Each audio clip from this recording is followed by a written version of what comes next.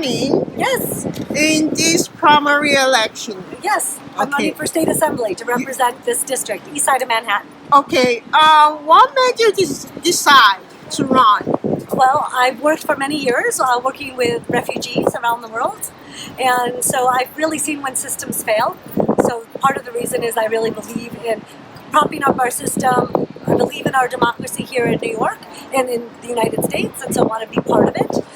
Also, in the last couple of years, I've been frustrated that I haven't felt our leaders have treated their pandemic with the necessary urgency and our economic recovery with the necessary urgency. And so that's part of the reason why I've decided to run. Just I've been doing a lot of great work in a lot of places around the world, and so just want to jump in to stop just shaking my fist as an organizer, but also jump in to legislate as well.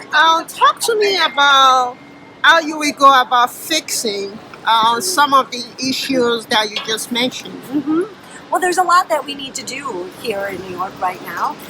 Homelessness, housing affordability are two issues that are really critical here in New York, and there's a lot of different ways we need to approach that by having more abundant housing. We need to build more. Our housing issues are issues around the United States and more critical here in New York City where there's such density.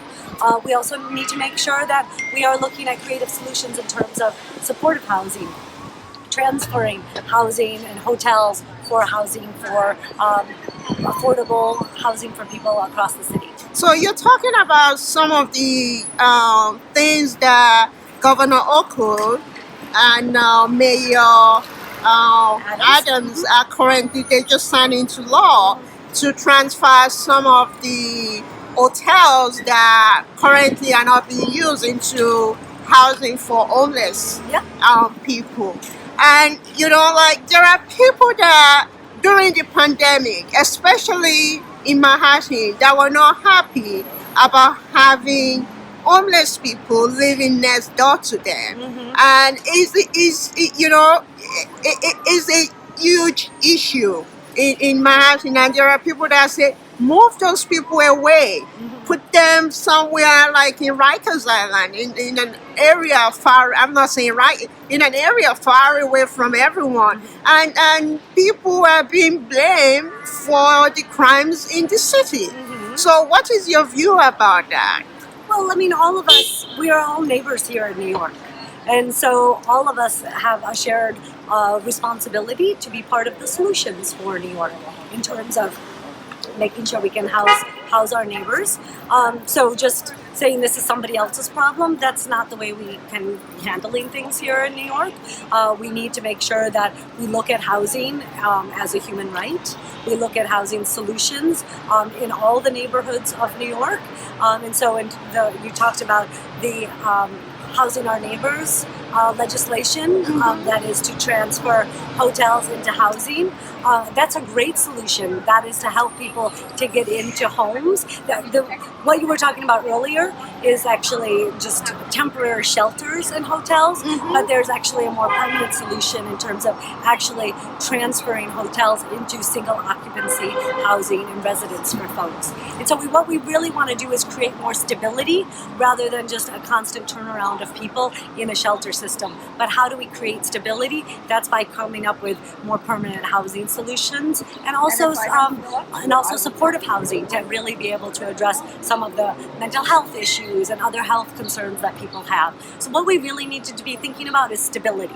How do we recreate stability after this perilous last 2 years? And that's been a critical concern of mine. It's been such a tumultuous 2 years, which has been a part of what has created the rise in crime, the rise of instability. And so that's what I want to be thinking about in terms of our education system, in terms of our housing situation, food security, all of those issues we need to be thinking about with an eye towards stability, because that's how we're going to get more, reduce crime once again.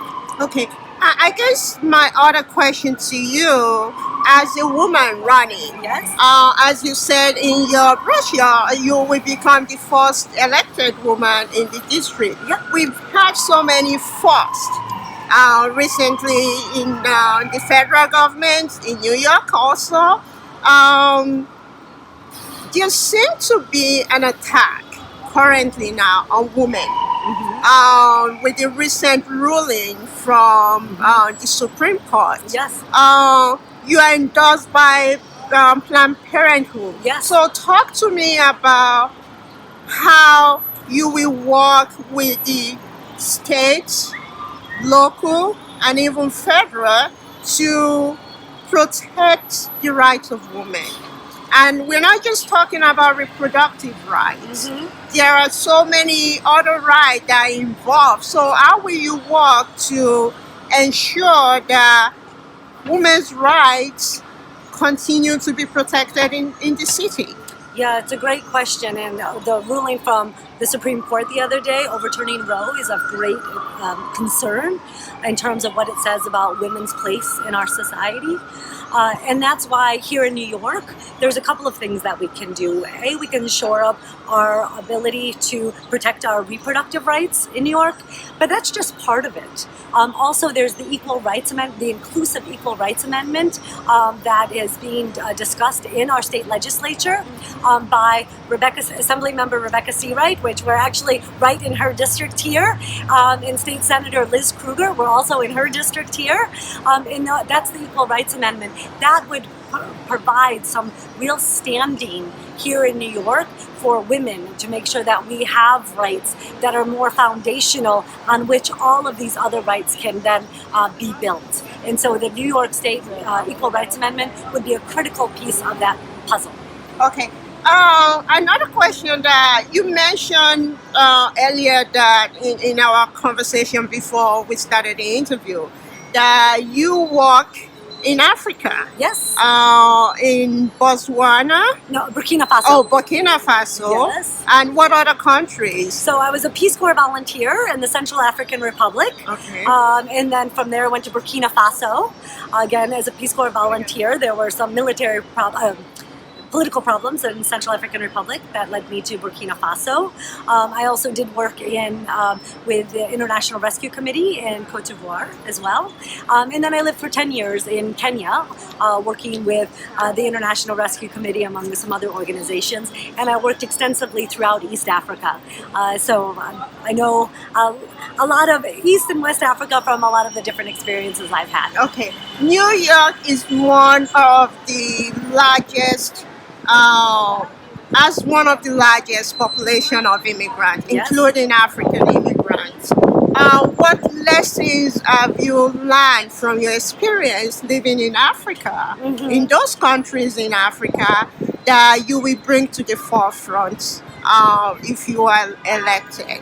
And even if not, how will you continue to work with organizations to protect the rights of immigrants? Immigration is a huge issue. It has always been a major issue. Yesterday in San Antonio, there are immigrants that were trafficked that died in the truck. So those continue to be an issue. So talk to me about what you will do regarding immigration. Well, I think, kind of the lesson that you're talking about is the lesson of inclusivity. The fact that none of us thrive if we exclude people from our societies. And so that's something that is really important to me as a person and important to our city. I mean, like you said, we have one of the largest immigrant populations in the United States here in New York. And so by helping immigrants to be included, creating inclusive societies in all ways is how we really thrive here in New York. And so that comes from my work with the International Rescue Committee, my work with refugees, but also just as a citizen of the United States and a citizen here in New York, is if we really want our city to thrive, we have to be inclusive, because then people who come to the city who want to excel in the city are able to excel and really contribute to the richness of this wonderful place where we live. You are wearing the LGBTQ flag. Yes, I was marching in the in the parade. Pride Yes. on Sunday. The Queer Liberation March on Sunday. On Sunday. That's another issue that people are concerned about, given the new Supreme Court Absolutely. rule. Yes. what message, I guess, what message do you have for New Yorkers and also for elected officials as well as the federal government with everything that is going on in the society right now? I I'm out on the streets talking to voters all the time, running for office, and people are scared. People are nervous. People are mad. All of those things. But the fear is what's really concerning because people are really fearful for their rights. And so, for me as a candidate, what I want people to know is as a candidate, I will be going to Albany to really fight and fight hard to protect our rights here in New York and make sure that New York is a safe place for all New Yorkers of every stripe. To be able to live in safety and security. Okay, we wish you the best. Thank you. But if things doesn't go the way you would like it to, what is your next step?